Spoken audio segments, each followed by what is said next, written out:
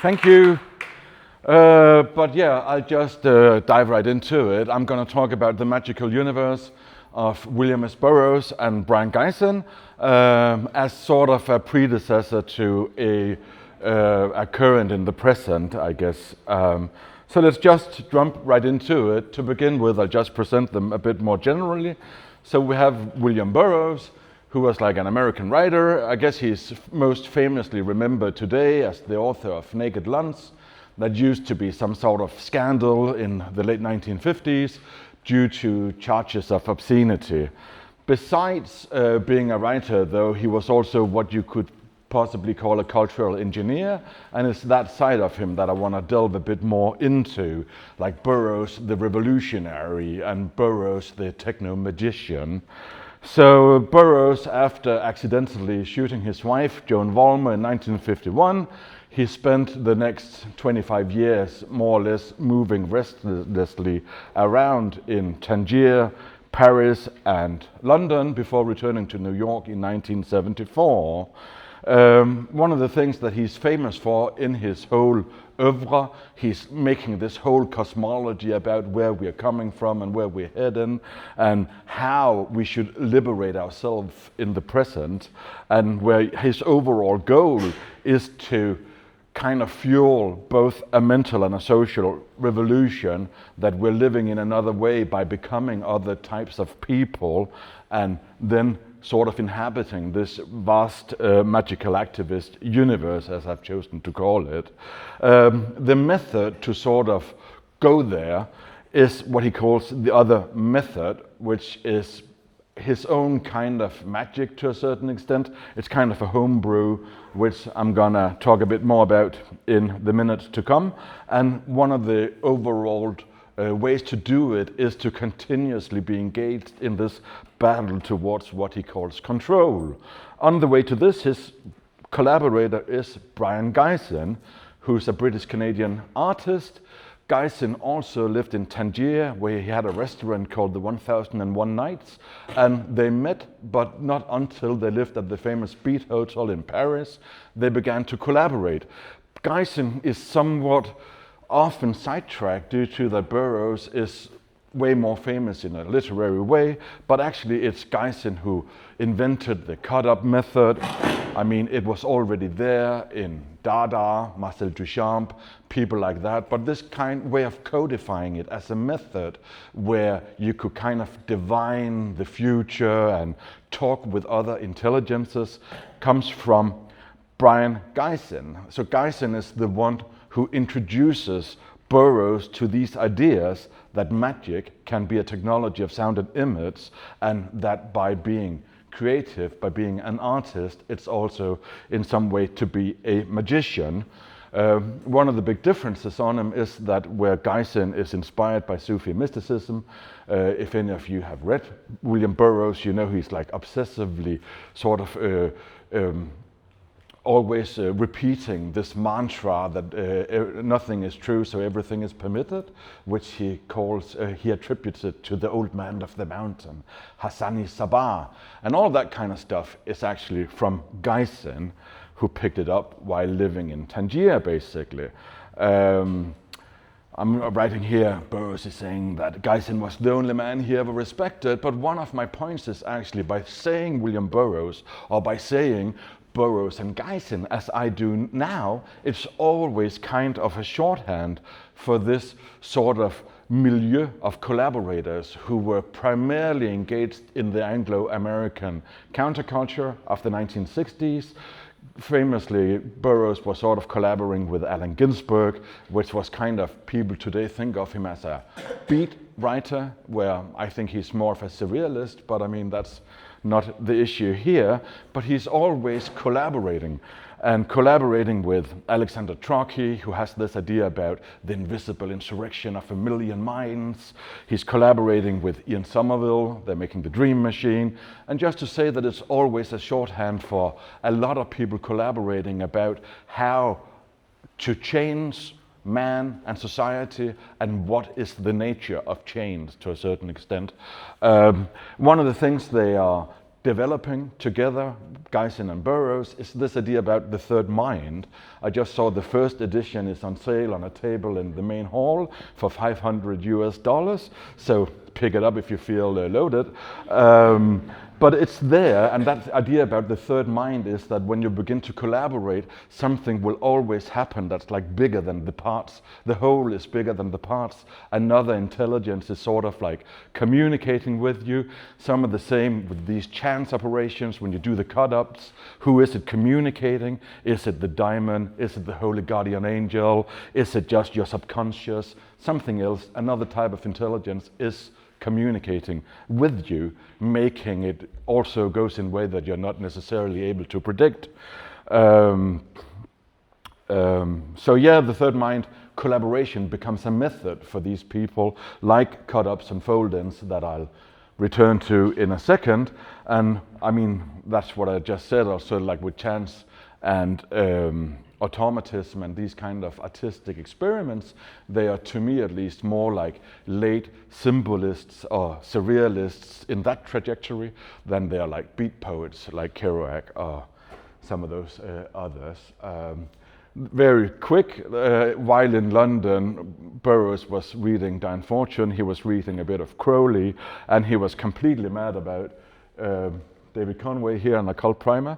And so all this fueled into the kind of current that they kind of originated. I mean, when I say current, it's because, as I'm going to show, that the current from Burroughs and Gysin feeds into industrial culture and chaos magic and all that kind of stuff. But they have the like spare, but also cybernetics. So it's not necessarily just, you know, like a diamond that's communicating, it's also a cybernetic feedback loop. So main ideas, one of the overall main ideas is that reality is made of words, images and vibrations, and therefore it can be edited, it can be cut, and it can be reprogrammed. Language is a virus, something that comes down from outer space and has mutated our throats, so we have, you know, like vocal cords, and language shapes reality, so sort of like social constructivist, I guess. Sound and image have occult power, because reality is symbolic. Technology is, various technologies are the new magical instruments, so today it could be like, I don't know, AI and the internet. Back then it was tape recorders and early film. Awareness is power. To a certain extent, the whole project of liberation is a project to become aware of what's going on in one's surroundings.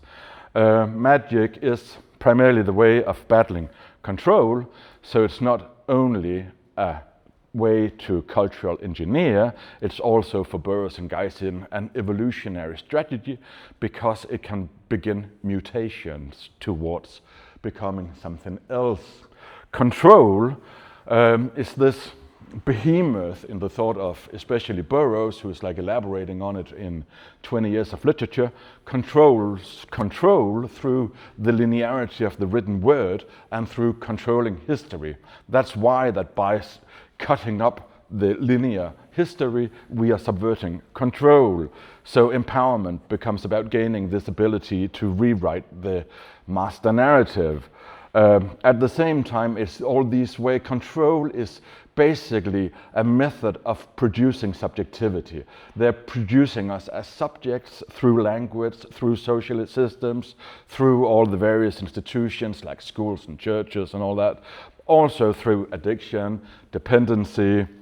Burroughs was a lifelong junkie, as most of you probably know. But also that in itself, time and linear thinking is a way that we're sort of being towed into line. And this idea about that control, due to its linearity, the end point is always sort of like given already, and it's that master narrative that needs to be broken in order to explore alternatives, basically. So one of the dominant control programs for Gysin and Burroughs becomes what they call the One God Universe, the OGU, which also sort of resurfaces in the writings of the CCRU, as they're called. I'll return to that. But this idea about that religions are becoming these weapons to also make a kind of behavioral control and produce us as subjects to control. Instead, we need to break away from all these outdated systems of belief and language in order to reach something more expansive and more fluid, where human potential and reality is something to explore and expand. And I mean, that's also where it ties into all these experiments with consciousness, that altered states of consciousness is something that the artist needs to explore and to report back from in order to expand human experience. I mean, here I'm just writing another one who's also kind of on par with them, Raw, Robert Anton Wilson, this idea about that the systematic shedding of all belief, what is it he's calling the reality tunnels, they need to be sort of like stepped out of in order to simply, it's not a given, it's a more fluid alternative. It's more the idea about that things can be in another way, that potentiality that they're sort of like looking into. Another one of the main ideas that I already touched upon, language is a virus. Virus is something that infects human consciousness and it originates from the outside. It's imposing itself. In some of the cut-up books that Burroughs wrote in the early 1960s, it sort of comes down from outer space, where all these monkeys were getting infected with it. Either they're like dying screamingly in convulsive orgasms, or they're learning language and then becoming subjected to control. It's part of his cosmology, his sort of evolutionary thinking. But this idea leads straight into what we today call meme magic, that language is something that we can operate through mental jiu-jitsu, and that it's something we can turn back to on itself. Is it me doing this? But also this with the viral nature of language, it becomes self-replicating, and it simply limits the way we can think and perceive the world because it has poured words all over everything already. So in order to break free from control, one must disrupt language, and we must sort of deprogram ourselves to reprogram who we want to be. For Burroughs, it becomes kind of also like a weird death cult. I'm going to return to that we're here to go. But for him, the ultimate way of breaking control is obviously silence, which is weirdly paradoxical when you have written a few meters of words, right? But silence becomes like the ultimate way of breaking the hold of control on us. One of the things that we need instead of control is a new mythology. Instead of the master narrative, it needs to be re-edited, rewritten until a new mythology. Myths are these kind of stories that kind of explains where we are, and they give us pointers we can navigate by, so we cannot kind of survive without history or without stories and without myth. So we need new myths where the old ones, they no longer function. We need a myth for the space age, which for Burroughs and Gysin was their immediate future, where I guess to us it's like late 60s, early 70s. So I mean, this is something, it is a historical thing, right? Today we actually kind of need to reinvent this kind of Burrowian wheel in order to make it operative.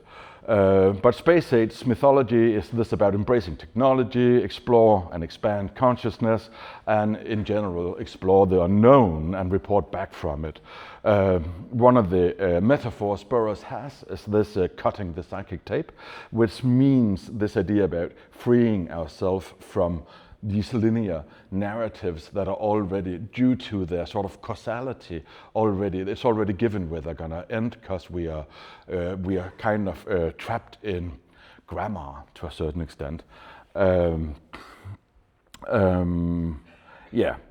I'm not gonna say much more about that, except that I think it's kind of mandatory, this thing here, that it must involve active participation in the reshaping of reality, because if it's not active participation, you're being controlled.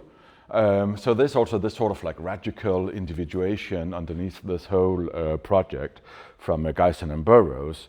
One of the other things, this is also the CCRU that sees especially Burroughs as a time sorcerer, but this idea about the time is not linear, time is not causal, time can also be something where by rewriting the past, one can change the future and the present, and they're coexisting in kind of non-linear ways.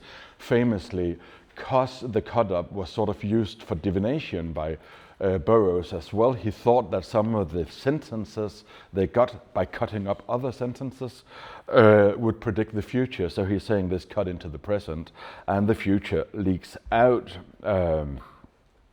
Not going to talk much about that either.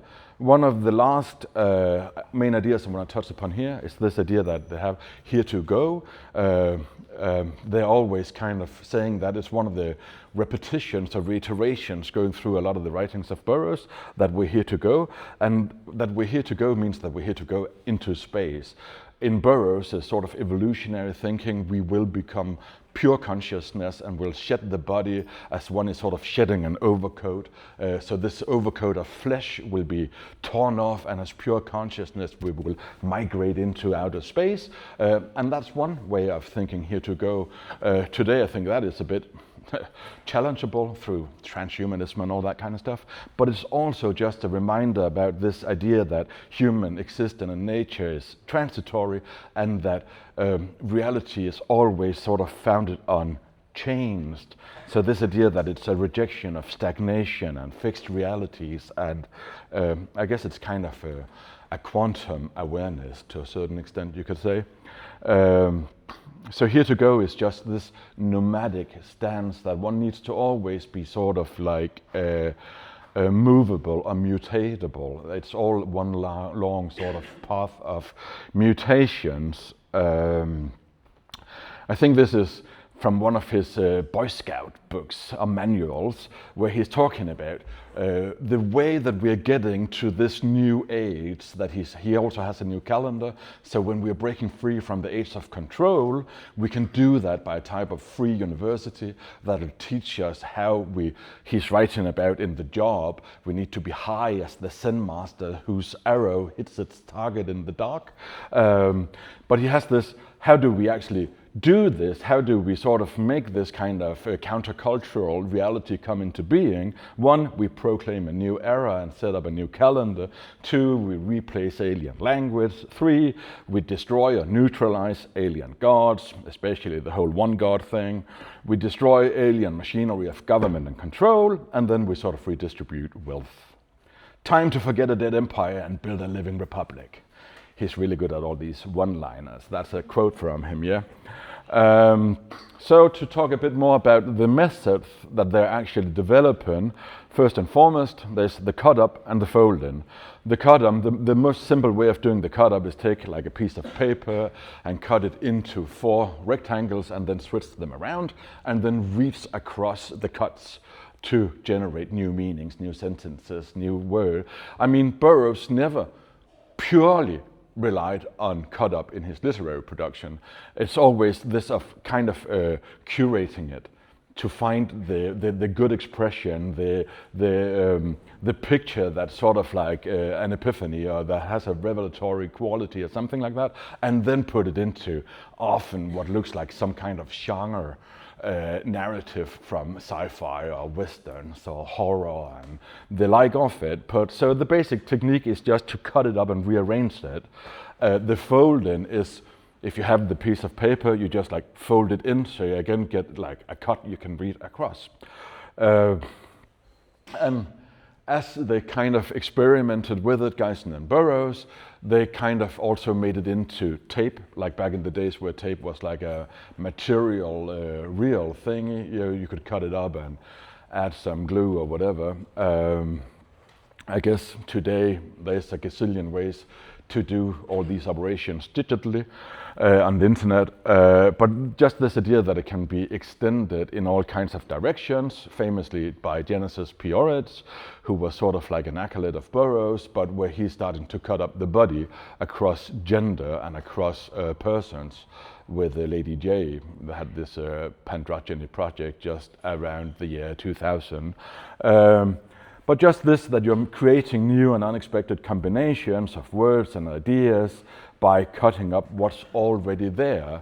I think there's also some kind of sustainability thought in it, that it's not about, inventing the new as such, but that the new kind of reveals itself when what is already there is being cut and rearranged. And it's then in that sort of the juxtaposition of things that doesn't belong, that the new can sort of like flower or bloom.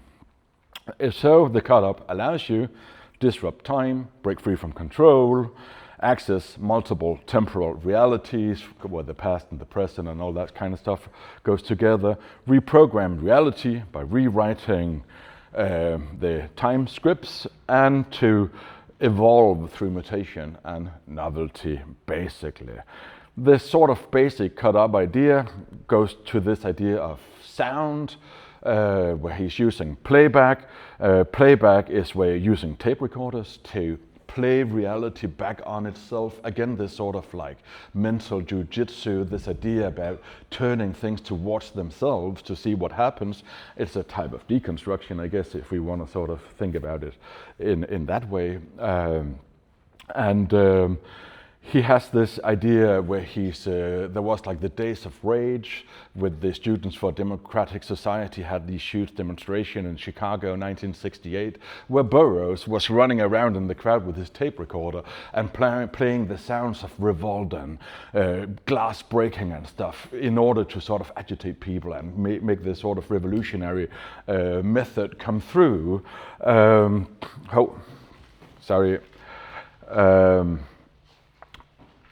And this goes into this, where he's just sort of recording the sounds of authority figures back to themselves in order to, I guess it's also to use confusion as a type of strategy.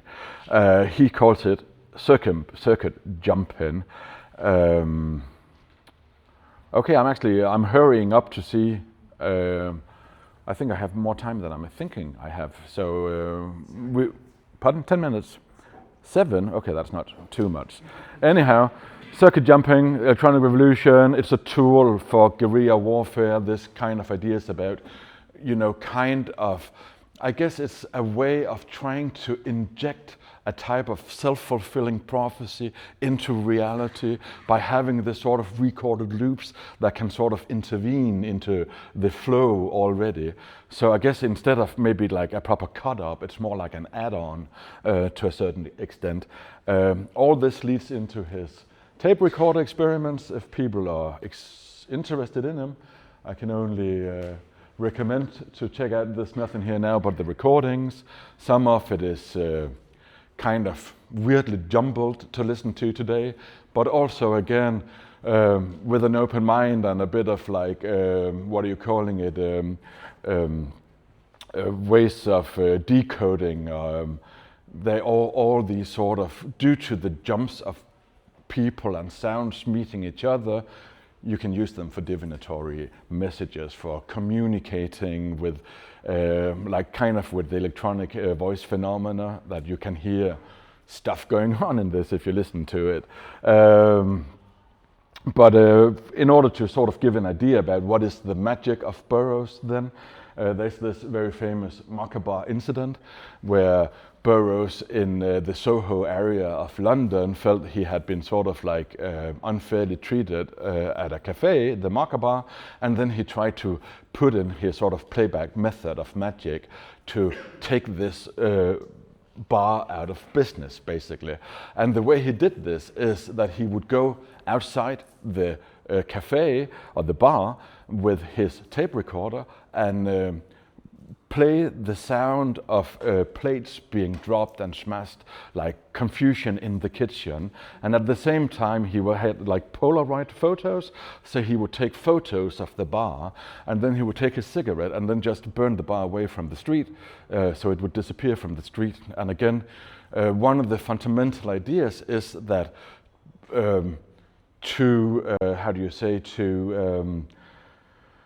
to take the reproduction, to manipulate the reproduction of reality is to a certain way to manipulate reality itself, because there is this connection, a symbolic connection through nature and the reproduction of nature, which is sort of like a correspondence, like the correspondences between micro and macrocosmos. So therefore, by taking this the picture of the street with the bar and removing the bar from the street, it's a way of willing it out of existence. And lo and behold, in a few months' time, the bar actually shut down, which Burroughs obviously took as a sign of magical success. But it goes back to that thing about playing these disruptive sounds in public spaces. One of the other methods they had, the dream machines, Gysin and Ian Somerville, who kind of, it operates through giving you, normally it's 12 flicks, I can't remember if it's a second, is it a second? Anyhow, it gives flickers that is synchronizing to the alpha waves of your brain. That's the theory behind it.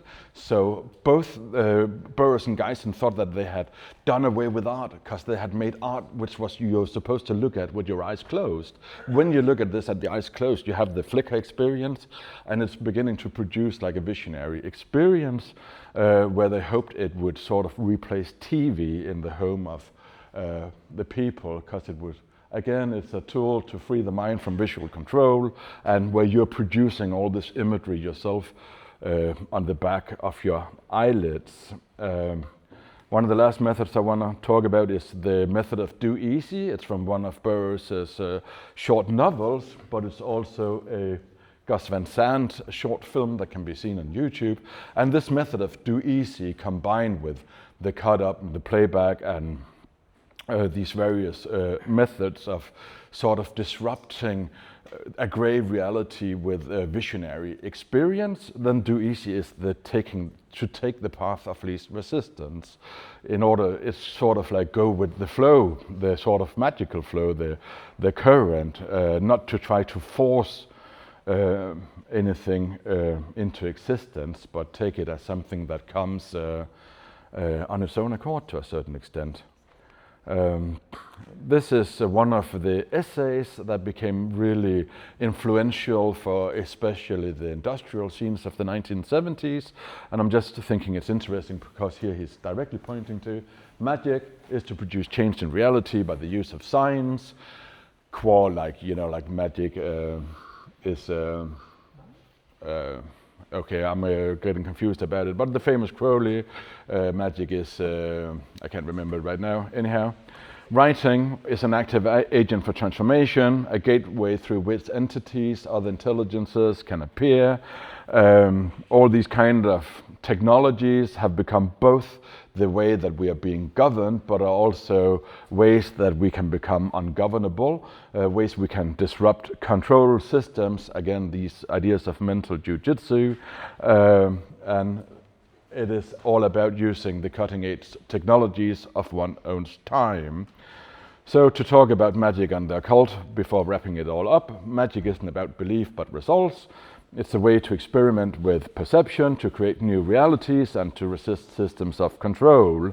The cut-up is a form of practical magic, where by rearranging words, you can change the underlying structure of reality. And this reflects the idea of correspondences, basically. So, in summary, control controls. By controlling the story, by the power of the cut-up, it can be retold and rearranged. By rearranging the story, we also rearranging material reality. Magic is about using intentions and ritual to reshape reality. And the ultimate aim for these operations are to liberate consciousness from control, expand perception, and open humanity to new evolutionary possibilities. So then I've been playing a bit about, but what is it actually? If we're talking about it in more contemporary terms, then we can say like cutting up reality is a type of reality hacking through a type of sigilization. Language virus is meme magic. Mutation is a type of paradigm shifting, while it also points toward post and transhumanism, this idea about that we need to become pure consciousness and all that. The third mind, it can also be egregores, but it's also network consciousness. And the dream machine points towards this type of visionary experience that we today also find in virtual reality. And it points to that it is also entangled with altered states. And due to this sort of weird entanglement, that was the top of it here, I'm kind of thinking it's a type of shamanism. I mean, they are also kind of the same generation as Castaneda and to a certain extent McKenna and some of these people, but instead of like these plants from the Amazon, it's like a techno-magical shamanism where art is magic, is technology, and to just sort of like give the last few pointers, talking about where are like these influences of Burroughs and Gysin today. The Cybernetic Culture Research Unit have had like, they were quite active in the UK 20 years ago, basically before they went to the dark side. But they were sort of like, they used Burroughs quite a lot as a time sorcerer. They had this idea about hyperstitions, which are self-fulfilling prophecies, the technoscience of self-fulfilling prophecies, which is sort of like relating to the language virus of Burroughs and Gysin. Also, as you can see, a whole string of, especially within contemporary pop culture, there's a huge influence of them. There's also to say that I've worked a lot with the current that goes through the Temple of Psychic Youth, but there's also another current that goes through chaos magic, where William Burroughs in late age became Frater Dalfor 23, so he became an initiate of the Illuminates of Thanateros and is presumably buried with his ring. So he became like a proper chaos magician towards, I don't know, the late 1980s, early 1990s. He died in 97, right? So, yeah, thank you.